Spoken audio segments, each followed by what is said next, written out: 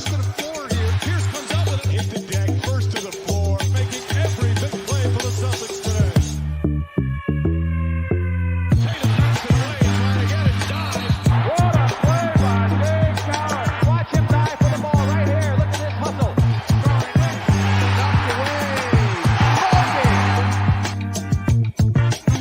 Welcome into another episode of First to the Floor. Ben Vallis here. Thank you for joining us. Hope you're doing well. We're here to, thankfully, talk about Celtics winning Game 3 down in Miami. Alongside me, as always, Wayne Spooney and Jake Eisenberg. How's it going, guys?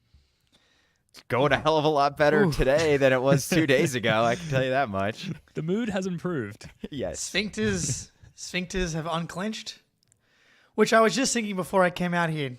I was on the balcony, coffee, been up since 4 a.m, trying to get my head fresh for this one. And I'm like, as nice as it is to have the sphincters feeling, looser, I think they should just try and remain clenched. I think everybody, including the players, just keep that feeling of desperation, because that's what I think we all need to maintain.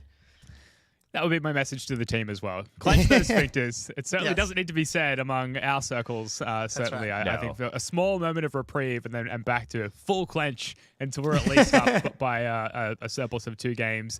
So coming out of this one, obviously the win, 20-point win, 104-84. The takeaway from all of the post-game presses, Spoonie, was we didn't make any adjustments. We just played harder. Do you actually agree with that?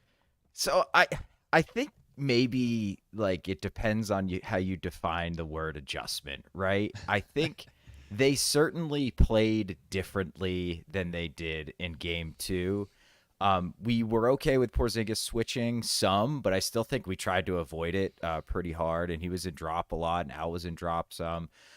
So I do think part of it was let's just kind of close out, guys, right? That's not an adjustment I think an NBA player or coach would really think of. Not that they wouldn't think of it, but they probably wouldn't refer to that as an adjustment. That's just playing harder, playing smarter. Offensively, though, Tatum was way more involved as a ball handler and as the primary creator. And I think maybe it's hey, we do these 5 to 10 things on offense.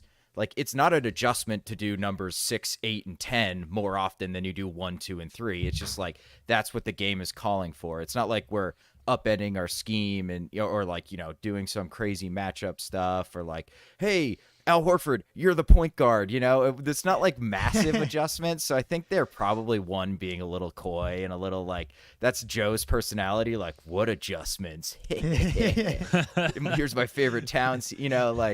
I think there's a little bit of that because there definitely were things that were different. But I don't think it was toss it all out the door. Let's man up, switch everything. It's the Udoka style defense this game. It definitely wasn't that, but I think there were tweaks that were really effective tweaks. Yeah. Is it an adjustment to give the ball more to Jayson Tatum? I guess Joe's what's your definition of adjustment? I guess, media people. And so to him, it's no, that's just in the flow of the offense. Tatum decided to be more aggressive at certain times. But yeah, that was Tatum and Derrick, I thought, at times throughout the game, being more aggressive offensively. And we talked about it with Greeny a little bit, defensive adjustments. Do you want to see them go to a switch everything? Or is it really we know that they're some of the best screen navigators in the NBA. We know that they had the second best defense in the league by playing a predominantly drop defense for most of the year. And they just played it better. That's often a lot what happens in the playoffs. One game, one player or one thing doesn't seem like it's working. It's you look at the film, it's you can get to this spot before that guy. You can contest that shot better. And we sit back here being oh no, these things didn't work. But it's sometimes one guy or a team or a coach just brought the fight to the Celtics more so in the second game.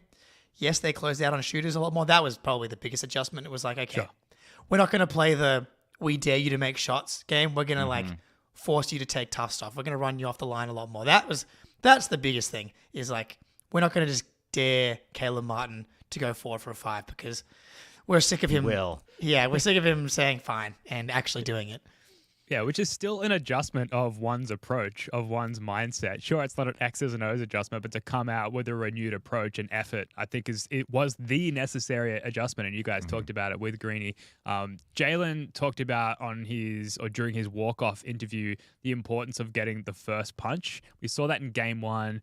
came out early, went on a massive like 14-0 run or whatever it was, and we never gave up the lead from that point. It was a similar approach in this game, although it had more of a classic playoff game feel, like early on. Basically the whole game with the exception of the second quarter, buckets were hard to come by and had that really gritty playoff feel, which is great if you're winning because deficits feel larger than they are because you know the effort that's required to make those deficits up. But Jalen talked about the importance of getting that first punch, and the Heat actually got some pretty good like openish looks early in the first few minutes of the game. Jovic took the first shot open-ish, like a contest, but plenty of airspace within the context of the shots made in game 2 for him to hit that. And then second shot, double pin down. Actually, a really cool play. It was Bam is the second screener right near the top of the arc, and Hero is positioned as the first screener close to the corner. But then as Jovic goes to run by that Hero screen, he quickly stops and repositions himself as the first screener. And suddenly Hero is running off those screens. He comes off that second band screen,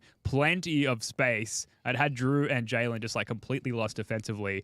So much space, but he misses the shot, which is one that he hits 9 times out of 10 in game 2. And we just got lucky there.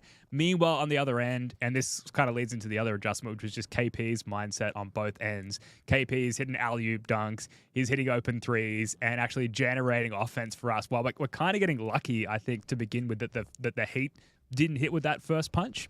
And then sticking with the adjustments, KP defensively, KP and Al did such a good job in drop defense, and we're switching all the off-ball screens, but we're playing drop on that 1-5 pick and roll, the Hero Bam pick and roll, and our chasers of the ball handler going over the screen and trailing the ball handler. Al and KP just did such a good job, long Latvian arms out, containing the ball handler, and then KP, I want to get to his main adjustment, staying down on the Bam pump fakes, just getting good contests, those long Latvian stems up in the air, troubling Bam. You see him get sort of exponentially frustrated as the game went on.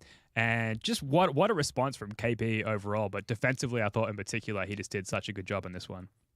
Yeah, one thing on the screen navigation. So, full disclosure, I was a little intoxicated watching this game yesterday. So my main takeaway was happiness. You know, like let's go, dude. we can leave with that. I rewatched a good amount of it today, just because I was like, I gotta like kind of refresh my mind on what was happening in this game. This may have happened. I don't think it happened a lot, but it seems like sometimes Bam cheats and his illegal screens get so high up because he moves. We just kind of like ducked under it a couple times, and like you don't really lose out. Like you're not kind of giving up a pull-up jumper in that case because Bam is like moving out of the way almost. So you just duck under it really quick. Not like that soft, like, oh, I'll just let you go over the screen and, you know, it's Ish Smith, so go ahead and take a pull-up 3. But like an aggressive going under, and that seemed to work a couple times, and I think it's a good adjustment against Bam setting every single time he sets a screen it's illegal. So that was just like one little thing I noticed that you know, it just makes sense when you see it, but it's not something you think about like, well, just go under if he's going to keep moving like almost out of the way. So and I forget where I was going to go with that. So Jake, please save me here. Well, no, I think like talking about KP in the defense, but like I noticed that a lot. There we go. I think, you know, talking about how the playoffs are emotional and trying to figure out how certain things are actually playing out can be difficult, I find, in the playoffs because the analytical mind tends to be gone in the midst of the chaos here. But like, if we want to quantify it by the amount of times I screamed at the screen about Bam moving screens, way less in Game 3 than any of the other two games, which probably speaks to your point. It's like, okay, one, are we just getting more comfortable with how he's setting screens and we're getting over them better? But also, it's like, okay, yeah, if he is going to come up and he's going to lean, that's going to leave like a couple inches the other way. And yeah, they did go under a few more screens and they're just, getting more comfortable. It is just like culture shock. I remember talking about this before the series last year. Like Miami just plays in a way that's really physical and really different to a lot of other teams. And you come out of the regular season in a period where you just haven't had to really focus and haven't had to deal with like the level of physicality that Bam and the Heat bring. So it took you, because I mean, Derrick White got clobbered in Game 1 at the end of that game by that moving screen. Or game 2, there was just like one of the most egregious moving screens by Bam. He looks like an offensive lineman. He looks like Cole Strange for the Patriots moving to get Derrick White. And this game definitely didn't feel that as much. But with KP, though, take those bumps, stand out, stay down. Bam isn't tall. He's like 6'8", 6'9". KP 7'3" with the plus wingspan. At one point, Bam had him under the basket. and KP just kept his arms up, and he still got a finger on the ball after Bam put it up. It's like, just make those shots difficult, and Bam, eventually he's not going to make every single mid-range jumper, and water found its level there.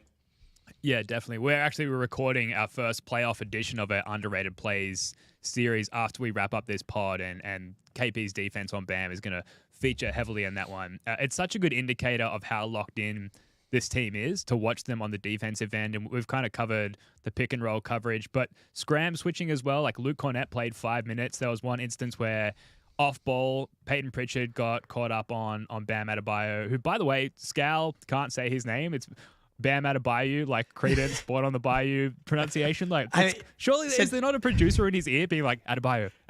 His name is Adebayo. Like, he's also been in the league for like a decade too, Scal. And we played the Heat so many times. Yeah. Like, it's very Cedric Maxwell. What was Maxwell's Adebayo? I figured that out. That's right. Yeah, friend of the show.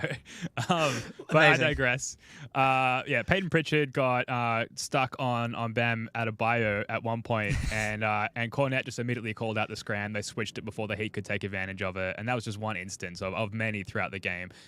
The second quarter, I want to go out on a limb and say this is the best stretch of Celtics basketball in recent history. Better than third quarter Pelicans, better than overtime against the Timberwolves, because like we said, buckets were hard to come by.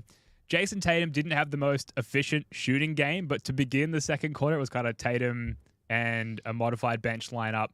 Tatum hits those 2 pull-up threes early. He hits Hauser with that sweet dime on the cut.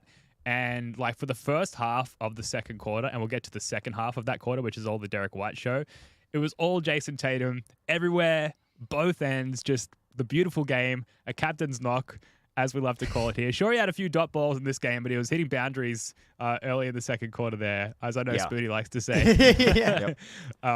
And it felt like the Heat sent 2 at Tatum way more in this game than they did in game 2, which was an odd decision, I thought, because we've clearly demonstrated, or Tatum has demonstrated his ability to take advantage of that kind of coverage. And he was just able to go straight back to it, passing the shit out of the ball. 6 assists in this one. Who knows how many potential assists. And it was just incredible second quarter from Jayson Tatum in this one. Yeah, I just thought he was aggressive early, like willing to get downhill. And then if you're getting downhill, they have to send help. Like you can't not send help, or he's just going to have a layup line the entire game. And then you just build on that, and they're just like, well, this guy's going to cook us, so let's not let that happen. And then his passing, he has figured Miami's defense out, like full stop. They throw him all these goofy man looks. They throw him that 3-2, 2-3 hybrid zone. Does not matter. He's like hitting all these incredible passes. He had one. He was down in the near corner against the zone, and he just like took a dribble, like he was like half posting up, and he just like zips it to Drew Holiday across the entire defense. Drew takes like 2 dribbles, kicks it to Hauser. Hauser missed the open 3, but it's just like it's not. It can be kind of uncomplicated to beat a zone, right? Like just make the right decision. And it's going to be wide open because there's so many gaps in a zone. And you can overload it with multiple guys that are one defender's responsibility. And I thought Tatum was just he was the Marcus Smart maestro out there, dude. Like he totally dominated this game, in my opinion, even though he only went 6 for 16 from the floor. The free throws, yikes, especially in the first half. I think he went like 3 of 6 in the first half from the line, but he pulled it together. Or in the first quarter, I think he missed 3. But regardless, he was really awesome, and I think he might even been better defensively. Like he was fucking everywhere on defense. Like a lot of the scram switching and things like that, he was just like covering for people nonstop, and his help out of the corners on drives. He's just so good at like sticking a hand in there, making the drive run comfortable. Then they have to like pick it up a little earlier than they want to, or move the ball, and all of a sudden the leaning tower of KP's is like, I'm here. Try and shoot it now, Tyler Hero, and they miss, or they just kick it out. So I thought he was just friggin' awesome, dude. Yeah, he's so good at the help, at the nail, all over the place. Like he's like a lot of guys will kind of fake stunt to make sure they don't leave a shooter, but he is able, because he's so long, is able to actually impact the ball handler on the drive, while also, like, if the ball handler does make that pass, he's so good at recovering and getting a steal on that play as well. Like, he's switching 1 through 5. He's covering Bam. He had a block on Bam in the post. Like, he's like, this Heat team doesn't have a player that can switch onto Tatum and cook him. It's kind of ridiculous. Yeah, for him to go 6 of 16 and him for it to still be fantastic. That pass to Hauser, I have that clip here because that was nice. Both free throws good for Jaquez. 39-23. Celtics leading by 16 here with 7:12 left, and Hauser on a great feed from Tatum. Lefty. got the goggles out. Yeah. Lefty. Yeah, he's looked really good in this series, and like efficiency wise hasn't been there for him. But game 2, ironically, that was the game where he wasn't super efficient. I mean, was the most efficient. But yeah, the way that he controlled the game today, yesterday, and quarter 2, that's the thing right there. And we called for it. It was like Tatum's cooking all the. If they're going to switch everything, there's no one on this team outside of Bam that you feel that he shouldn't be attacking. And even Bam, he's like able to still, he's gotten stronger with the ball. He's gotten stronger just in general. He's able to get a shoulder down and then spray out to a shooter after someone helps a little bit. More Tatum and more Derrick White. I feel like that was the key to the second quarter. Those two guys, when they have the ball, that's when the team's at their best. Yeah, hell yeah, dude. Derrick White, I mean, like, is definitely the next cab off the rank after Tatum. A 21-12 first quarter for the Celtics, but then, yeah, that 42-27 second quarter is really where our bread was buttered in this one. And, yeah, we talked about the little flourish from Tatum, particularly in the beginning of the second quarter. Then Derrick White, he finishes off the missed Jaylen Brown free throw, which I know you guys talked about on late night last night. And shout out to Sam LaFrance, by the way, for filling in for us on these late night shows to keep the ball rolling there. That's been awesome. Sam's great. And check out the How About Them Celtics podcast on YouTube and all the great shows under the CLNS umbrella, including Celtics Lab. We love those guys. But speaking of loving people, Derrick White, second half of that second quarter, a couple of threes, that free throw tip in, doing all of the transition ball handling. I think that the Heat are known for pressuring guys full court and just forcing you to get into your offense a little later. And Derrick White, probably one of the few players, as elite as our top 7 are, one of the few players who can like truly handle that responsibility under the kind of duress that the Heat put you under. He was just incredible. And we finally got that D White emergence that we'd kind of been waiting for, that we got way earlier against the Hawks in the first round last year. Like, we had the Derrick White game in game 1 or 2. Derrick White just like completely balls out on the table. I'm taking the fuck over of this game. And then in the third quarter, I thought that's where his biggest shots were hit, because that's where the Heat was starting to come back, started to turn up their defensive intensity and find a little bit of offense themselves. And they cut it to 19 at one point, God forbid. And I know, but at the time, I was scared. Yeah. What's the hashtag here from Jordan in the chat? Keep the clench. We retained the clench in that moment. I got roasted by Derrick White's dad for tweeting something angry about the Celtics, and he's like, have a Fosters. And I'm like, he said, first, to be fair, I tweeted it during the game, and I said, fucking Celtics, please put them away. And then he said, after the game, we won by 20, have a Fosters. And everyone's roasted. I'm kind of getting roasted for it, which I should be, but like everyone that's roasting me, guys, I'm tight with this is me and Mr. White's banter. Boys. You know, we're boys. This is a bit. I get freaked out. He settles me down. It's all good times. Yeah, it's Dude, a beautiful. White hit that like pull-up jumper in the third quarter. That was like a deep mid-range. That look, we say Sam Hauser's, the white Carmelo Anthony. Derrick White, that he looked like Carmelo Anthony on that shot. I mean, picture perfect pull-up jumper right over Jovic, which is just like a shot he never really takes. But the fact that, the Heat are cutting into the lead, like regardless if it was still 19, we all know we have the PTSD. Like, that's real, man. Like, I needed that shot to go in. I kind of want to see a little bit more Derrick White mid-range stuff, especially against teams like the Heat, where like I think you can just get to it and they'll just kind of let you have that shot sometimes. Give me some more Derrick White middies. And he had one finish, I think it was in the third quarter, where he's like, I don't know, he didn't stumble, but he looks kind of out of control, and he just like is like 6 feet away and banks it righty off glass and in. That was just like, that is so freaking hard to do with a defender draped all over you, and he just makes it look so easy. And it's like you said, Ben, critical juncture in the game like that. Those are huge baskets, like clutch buckets don't just mean last 5 minutes of a 5-point game. Like, you miss that shot, they come down, they hit a three, it's 16, the crowd's going, I don't know, wild for whatever a Heat crowd going wild is. Like, so like to me that, yay, Let's go, what Heat. happened? I was looking at my phone. Yeah. But yeah, I just think like that, those were really a couple of really important buckets, and they weren't easy either, which I think is important for like where Derrick's mindset is.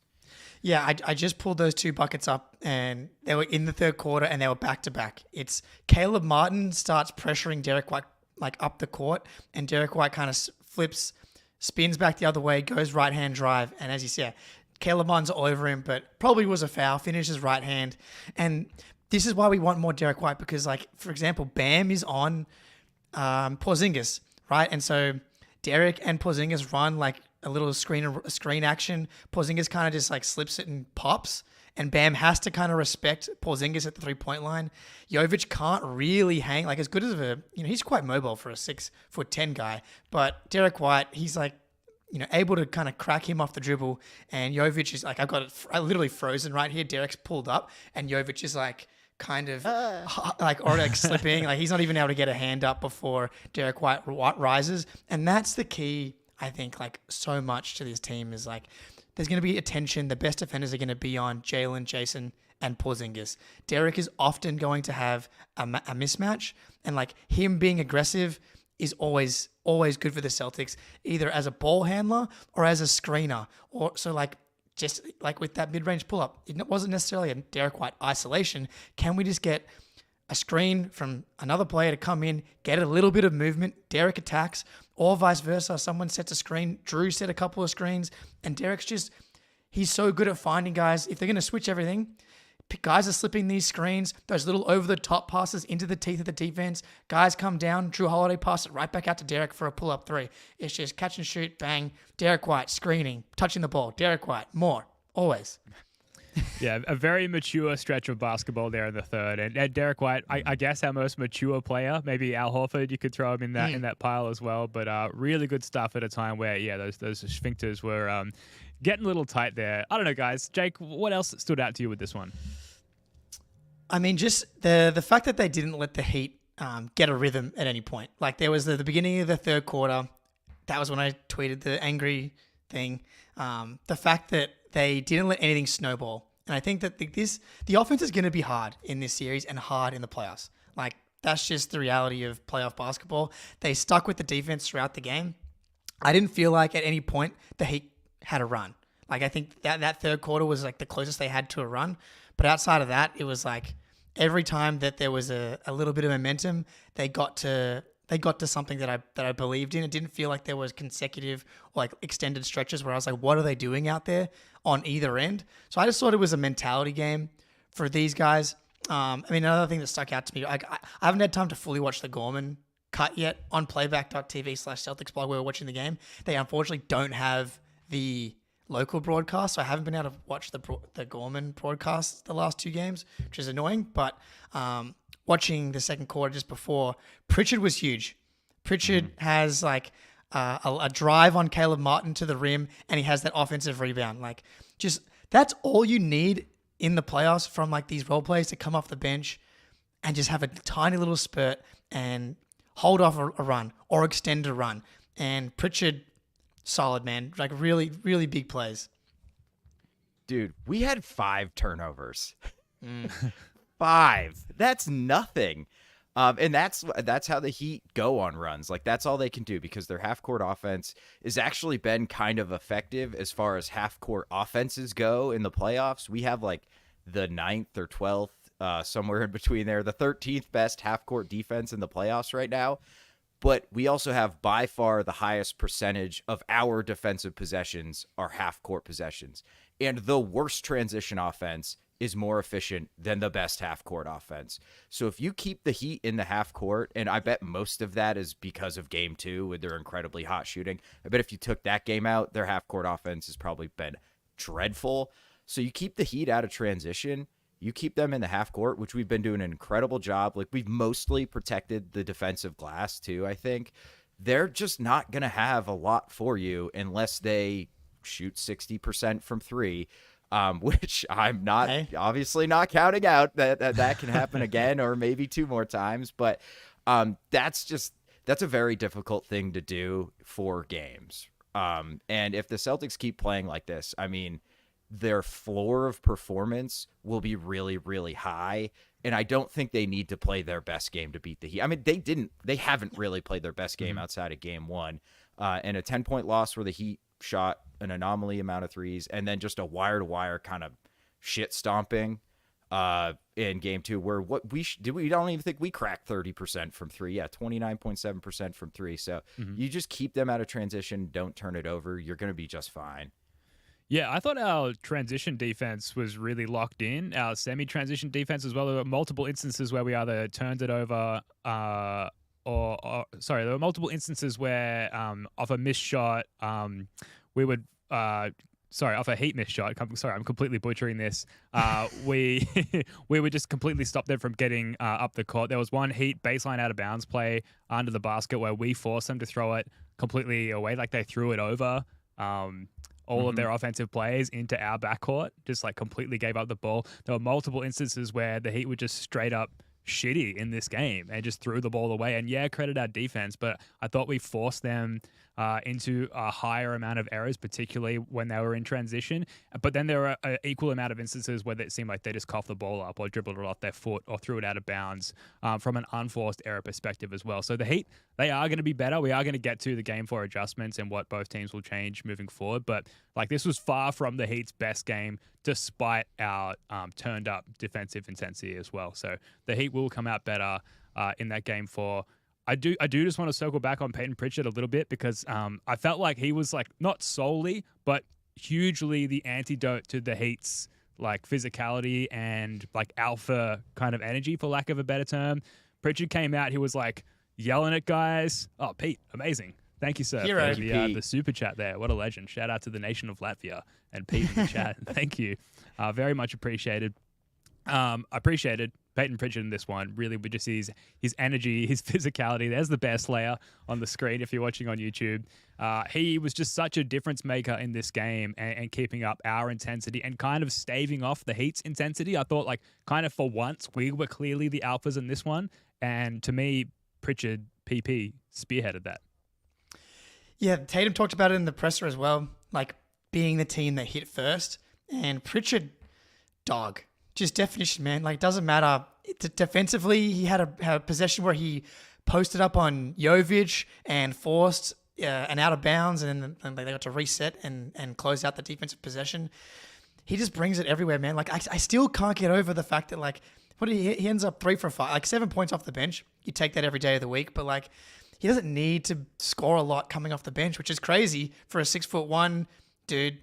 Like, that's whole job really, I thought, was going to be shooting to still have an impact. Like, the offensive rebounding, 2 offensive rebounds again here today. Like, that just has to drive you absolutely nuts if you're a Heat fan. I love the little bits of this team, like, hitting back Heat style. You know, Derrick White getting the offensive rebound, throwing some PTSD back in the Heat's face for once, and Pritchard kind of, like, doing the dirty work that, like, if you're going to do the little dirty things as well, or, like, better than the Heat, then they do not have the horses to keep up. And that's exactly the role and the job of Pritchard and Hauser, and Pritchard's built for it. He just sneaks through all these little cracks, offense, defense. I thought he was much more aggressive in this game. Love to see it. Yeah, it just felt like he junked up the Heat's offense at times, which is crazy for a guy who, like, people probably consider a bad defender. He's not, but my guess is if you asked a fan of another team whether he's, like, okay at defense, they'd probably say absolutely not. But he can just stick with guys. Like, he just keeps everything in front of him. And outside of Hero, who isn't much bigger than Pritchard, so it's not like he's going to be spotting, you know, pull-ups in Pritchard's face. Like, none of these dudes have the handle to really create against him, so they're just going to kind of, I'll live with Jovic shooting over the top of Pritchard or Caleb Martin. I mean, he's just going to be there. And I felt like he was, like, knocking balls loose, which just, like, even if you don't get the steal, it just slows their offense and, like, messes up the timing. And you almost have to, like, reset the whole possession. All of a sudden there's, like, 9 seconds on the shot clock left and Duncan Robinson has the ball, and all of a sudden the shot clock is now expiring because he didn't get the shot off, which I think happened twice in game 3, I'm pretty sure. So yeah, he was really awesome. And yeah, like, Hauser we talked a lot about, hey, maybe the defense won't translate. Maybe they'll do a really good job of attacking him. They kind of have, but he hasn't been unplayable. I do think Joe's sort of protecting him a little bit because his minutes have been.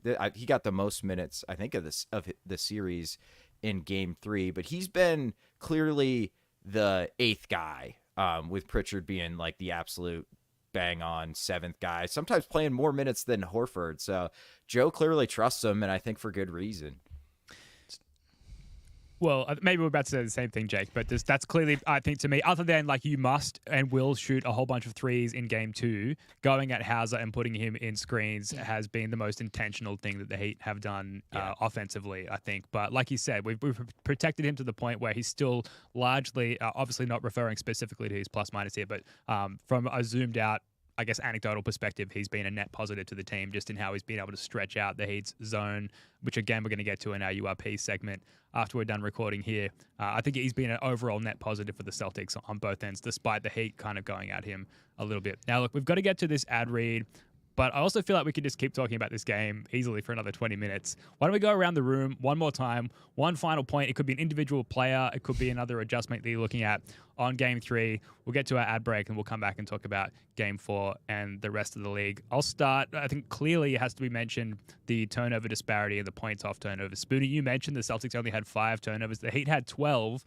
The Celtics had 24 points off of turnovers, which mathematically, awesome. It's not hard to determine that. That's basically a bucket off each turnover there, which is just incredible efficiency from the Celtics. And normally it's the inverse of that. If you think back historically, these matchups against the Heat, they're handsy in the paint, they turn you over, they get out in transition, and they score. That's like one of the only ways they've been able to generate offense. For the Celtics to have that incredible second quarter, which I'm calling the best stretch of Celtics basketball in recent history, and turn the Heat over that many times and score that efficiently off those turnovers in a must-win game, incredible. Yeah. I had Al Horford. I think just shout out to the big dog. He comes out. He only goes 1 for 4 in this game here, but the defense that he's playing, connecting the group together, I feel very safe with him out there. I've enjoyed the KP Porzingis lineups as well. I feel like when they're out there together, I feel like they've got a lot of size. They're just dominating the glass on that end. And yeah, just Al Horford, and the fact that they're keeping him in that 22-minute range. They did a good job with everybody's minutes yesterday because they ended up blowing them out. But like KP, under 30 minutes, Horford, 22 minutes, 1 day off, should be fresh to take the 3-1 lead. So Drew Holiday went 1 for 5. I thought this was like clearly his best game of the series. Yes. And I think he had 6 assists, and like it wasn't like, hey Drew, take the ball and make a play, and we're gonna put you in pick and roll. It wasn't like that type of playmaking, which I felt like he tried to do a little bit too much of in Game 2, especially. It was like the ball gets swung to him, he drives a closeout, or he like finds the gap in the zone and gets to the middle and makes the right pass. It was kind of the type of playmaking that we want Drew Holiday to be doing. One of these days, his shot's going to really start falling in the playoffs, too. I bet it's going to happen. But I thought he was like a much, much better defensive performance from him. He had a ton of closeouts where he the closeout hard, but he did it under control, so he didn't concede a straight line drive either. So I thought he was just like really, really solid, which is all we need from him.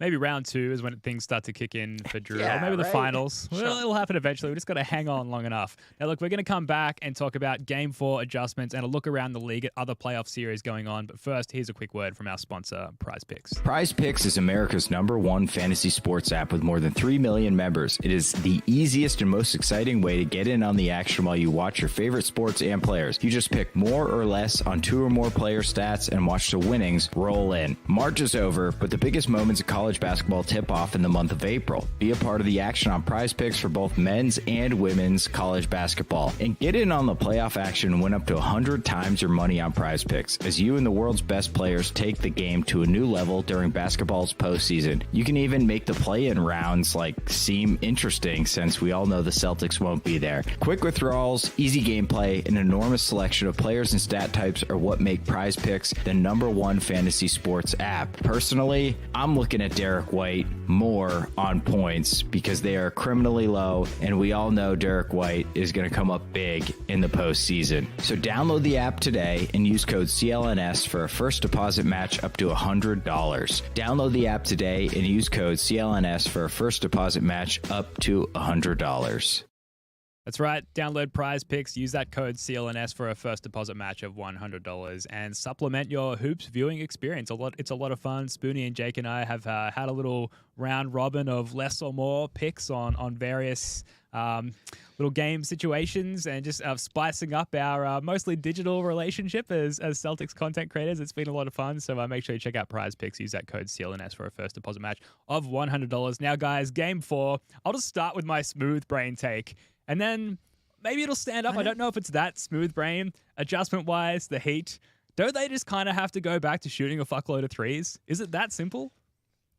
It's their only chance. It's their only chance is to suppress the Celtics 3-point attempts and to get 3-point attempts up.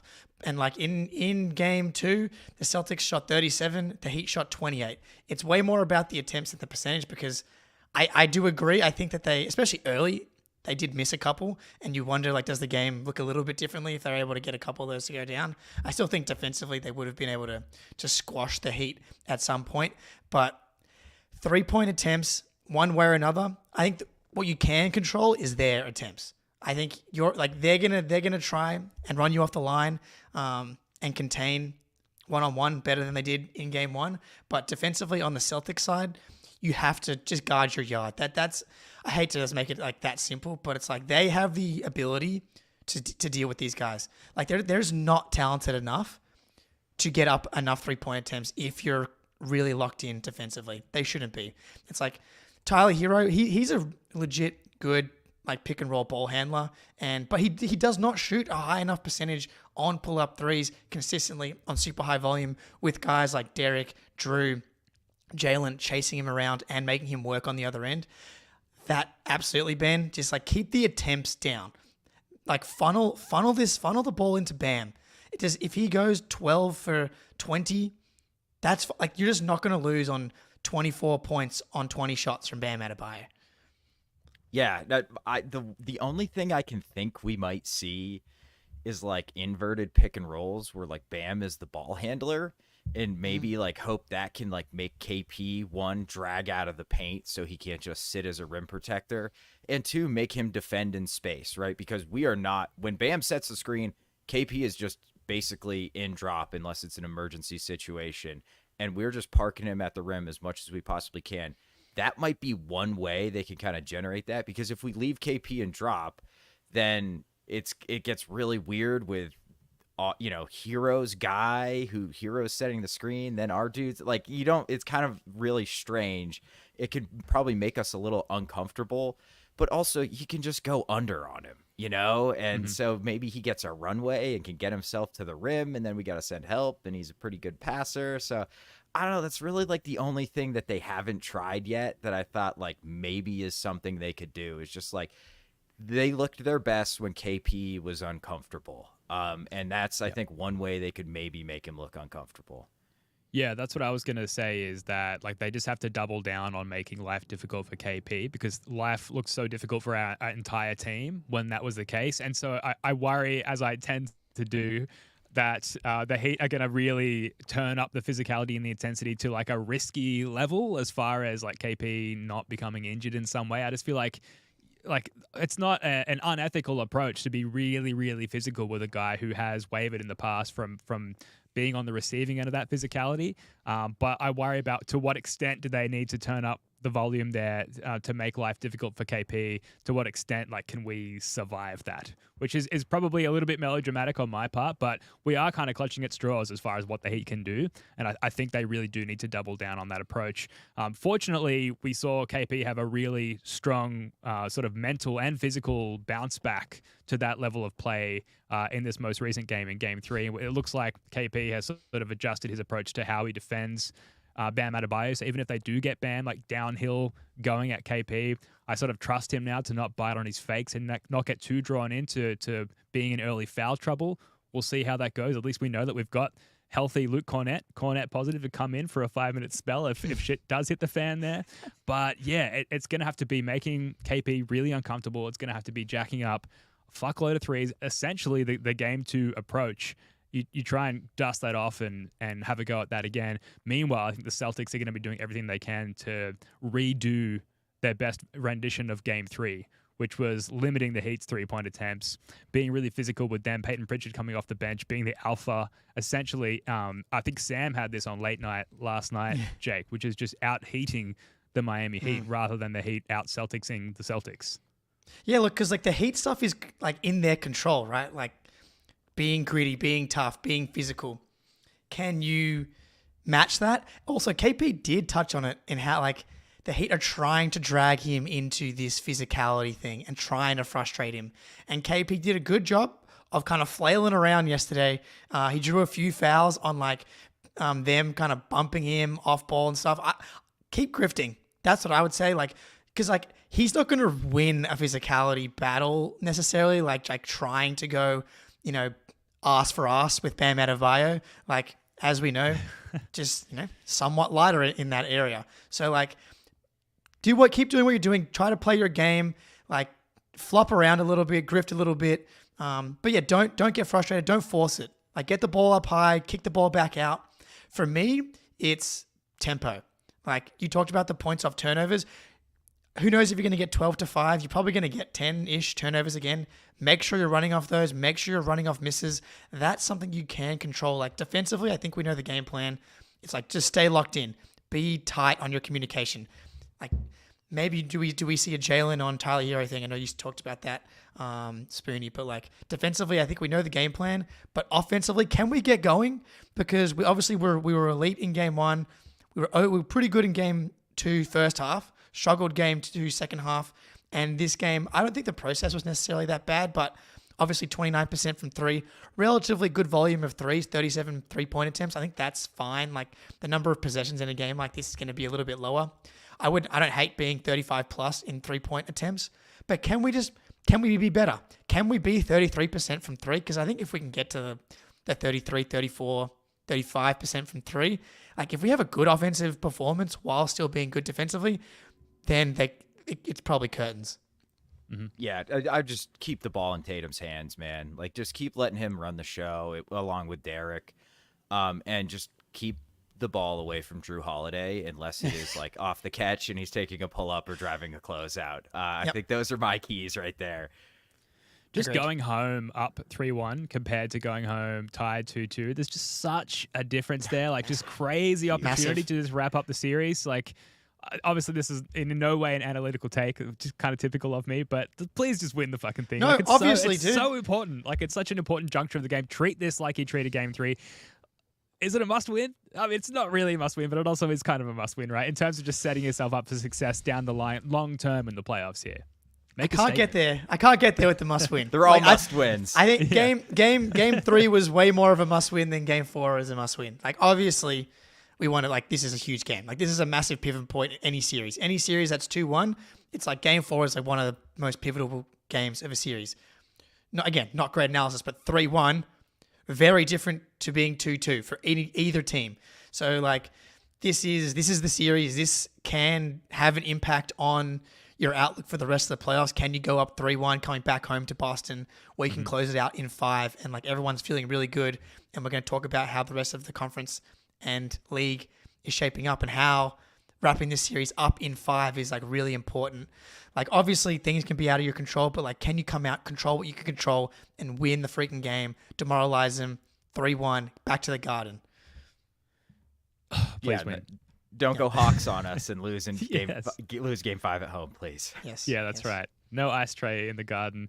And Terry Rozier is confirmed out for game 4. DeLon Wright is probable. And I think that's the extent of the health report for both teams. There's no reported injuries for the Celtics at all, which is great. Touch wood. Hopefully it stays that way. And let's segue now to around the league. And I'm just seeing now on the timeline as we're recording this pod that Middleton is now out of this Bucks Pacers game as well. Wow. I don't have any of the details. Maybe he's been ejected like Bobby Portis was, or maybe he's injured. I'm seeing a lot of like we're cursed tweets from Bucks fans, so I'm guessing he's injured. Portis obviously ejected earlier in the game. Dame out Giannis out. Things are looking pretty grim for the Bucks there, Jake. Yeah, I'm seeing a quick clip of Middleton limping after he did something. Chris Middleton tried a reverse layup on the baseline and went to the ground after it. So he's back to the locker room. Obviously, I'd feel pretty cursed too, man. I mean, Giannis goes down with the calf before the season. Dame's out with an Achilles strain. Bobby Portis just got ejected, and now Middleton's out. I will say, though, it's 66-70 right now. Well, obviously, whoever's listening to this podcast will know the result of this game. This is Doc Rivers turns into Spoelstra in these. This is the funny thing about Doc is that he refuses to coach any team that doesn't have multiple Hall of Famers on it to make sure that his teams are at least competent. But all of his best coaching performances are when he's shorthanded. He always does well in those spots. He should probably that's why he should maybe be the one coaching the Hornets next season and not Charles Lee or JJ Redick. But alas, obviously kind of a big deal. The Pacers should win this game. By the time we finish this, we won't have any idea really by the time this podcast finishes. But this is obviously huge. Yeah, massive. I hope Middleton's all right. Of course. But I don't know. Man, at some point, this is just kind of who somebody is, right? They always just get hurt. And when you build your team around one of those dudes as a founded, look at the Clippers with Kawhi. You count on those dudes to be your top, in your top three. You are absolutely playing with fire. We're playing with fire with Porzingis. Never mind. I'm not going to say the next sentence I was about to say. So it sucks, but also, and you build your team around a mid-30s scoring point guard. That's the kind of stuff that happens, man. That's why you want guys in their prime and not dudes who are in their mid to late 30s. So it sucks for the Bucks. I mean, they probably will win this game because and the NBA is stupid. But I hope he's all right, and we'll just see. What did Portis do? Do we know? It was over the they shouldn't have ejected him probably, Okay, but all he pushed Nem hard, which he got the one tech for, and then he kind of swiped at his head, not like a punch, but just kind of get out of here, buddy. Tried to kind of grab his head, and it kind of ended up being a slap to the head. So they gave him two separate technicals for the one altercation. That's a cop out. Yeah, I agree. So, but they needed him, and now he's gone. And again, talking about going up 3-1 versus tying the series. If the Bucks can somehow squeeze this thing out, next thing you know, who knows? Yeah. Maybe Giannis is back for Game 5 or back for Game 6, and the series they just hold on just long enough, and then all of a sudden they're back to form for the next round. It's hard to say. I despise the Bucks, but I would not wish this on my worst enemy. It's just a brutal cascading run of bad injury luck. But we're getting word in the chat here that Middleton is back on the court, so hopefully everything's okay there. Moving on to the Nuggets series, where LeBron had one of his infamous on-the-court tantrums, this time directed at his own bench when they didn't challenge an out-of-bounds play. But the big news coming out of that, I know, it's hilarious. The worst. Love to see it. What you don't love to see is injury coming from anywhere, and the big news coming out of this one is Jamal Murray. He's questionable for Game 5 with a calf strain, which can be one of those lingering, debilitating injuries. And again, want to reiterate, you don't wish injury on anybody, but it takes a lot of luck on the other side of the coin to win a championship or to even be in position to win a championship. The Nuggets looked upon as one of the biggest challenges or threats to the Celtics' potential finals run, and you see this come up, and it does make your I always find it difficult to talk about this delicately. Again, don't wish injury on anybody, but as a Celtics fan, you're like, oh, that's kind of interesting because maybe it improves our overall chances of winning a title. This is how it goes, dude. If Rob's knees work, you have a title already, and we win that Golden State series. This is the reality. The Raptors don't win a title without Kevin Durant blowing his Achilles and Clay blowing his ACL in the same series. It's reality of the title. The Bucks don't have a title without Harden and Kyrie getting injured. And look, the Nuggets have been playing with their food for a while now. They blew the number 1 seed by losing to the Spurs in the last week of the season. They, in every game in this Lakers series, have kind of looked like shit in the first half. Jamal Murray, even before this, had not looked good. Obviously has that insane game winner, and they have that massive 20-point comeback. But again, haven't looked good, really, compared to what they're capable of. And then they look like shit again in Game 4, and they're like, yeah, who cares? We can go back to Denver and win that one. Well, the Nuggets in particular, or any team loses their second best player and they're going to struggle. Like the Murray-Jokic two-man game is the reason they're so elite. So losing him is a problem. But anytime they've had one of their 5 guys out, they have not looked the same. They're not a deep team. Then now you're relying more on Peyton Watson, Reggie Jackson, who have been fine, but not anywhere near like that 5-man unit is just so ridiculous and fits so well together. You take one out, especially Jamal Murray, that's a real problem. You think about what the Lakers have done. Can they steal one more? All of a sudden, they go 6. The Wolves win today. They sweep. They're rested as a team that can challenge the Nuggets. You start to draw up like Nuggets kind of fucked around here, and maybe they're going to screw themselves. Mm-hmm. Yeah, I think that 5-man group for the Nuggets is by net rating one of the very best in the NBA, especially of like super high minutes units. So that'll be tough for them. Like, hey, I said Nuggets in 6, so at least I'm looking less stupid that it might actually get to 6. I thought it was about to be a sweep, but I actually really like Jamal Murray. I think he's got a really just kind of fun, sort of unique game. So that sucks, and I don't want to see the Lakers win any more games than they need to either. But yeah, I don't know, man. Like that West is gonna be brutal. Like I mean, the Mavs and the Clippers don't look amazing, but I also think they can kind of make teams play down to them, especially the Clippers. They just have so many like wings and bodies that they can throw at teams. So it's not going to be easy for the Nuggets to get out, even with a healthy Jamal Murray. And yeah, you said it, Ben, like these soft tissue injuries they just don't go away unless you really rest it, and you can't really afford to do that in the playoffs. Yeah, a timely Eric Weiss comment in the chat as well. Like Deborah, most likely going to annihilate LA in Game 5, regardless of Jamal Murray's status. But at this point, we're just looking to make the Nuggets work a little bit. And so, hate to extend an olive branchy kind of praise to the Lakers, but thank you for extending that series by at least one game. Look, we're basically out of time here, guys, but I'll give you both a shot at this. Like, what other series around the league currently stands out to you at the moment? We've had some spiciness with the Sixers today going down 3-1 and extremely dirty plays, multiple dirty plays by Joel Embiid. And then we don't want to look ahead too far, but the Magic Cavs series is also looking pretty interesting. Yeah, we're not looking ahead. Our sphincters are tightened, but we can both tighten our sphincters and notice that Cavs Magic, that both teams look not very good. And the fact that the Magic have evened that thing up at 4. Celtics, finish this in 5. That series is going to go minimum 6. It's probably going to go 7. That series is probably going to go 7, and 2 like really good defensive teams, and both teams like with offensive issues are going to come out of that thing like bruised and battered. Just finish this thing as fast as you can. Lock in, because that series, neither of those teams look very good. Just come on. That's what I'm looking at. Like those guys, I'm glad that the Cavs evened it up because that's going 7.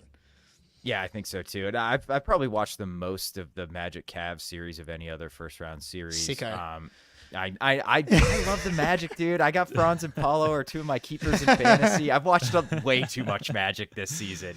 And I love Jalen Suggs is awesome too. Yeah. So yeah, I agree with you, Jake. I think it's going 7, and I think it's a total coin toss on who wins that game 7.